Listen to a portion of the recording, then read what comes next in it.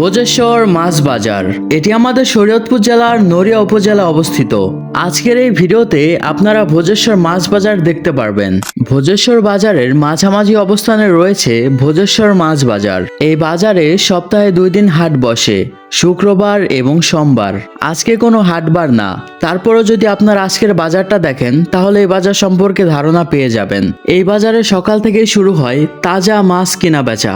আপনারা এখানে সব ধরনের মাছ পেয়ে যাবেন, ছোট মাছ, বড় মাছ, চিংড়ি, ইলিশ, অনেক সময় এখানে সাগরের মাছ পাওয়া যায়। তো গাইস, তোমরা এখানে দেখতে পারতেছো কত সুন্দর মাছ পাওয়া যাইতেছে। এগুলা কি চিংড়ি না?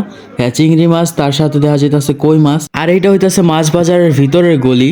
এই বাজারে যেদিকে তাকাইবা সেদিকেই তোমরা মাছ দেখতে পারবা, কারণ ভোজেশ্বর মাছ বাজার মাছের জন্য অনেক বেশি বিখ্যাত। আর এটা হইতেছে আরেকটা সাইডের দৃশ্য, যেখানে তোমরা দেখতে পারতেছো ভালো ভালো কিছু মাছ দেখা যাইতেছে। আর আমরা এখন মাছ বাজারের একটু ভিতরে ঢুকলাম।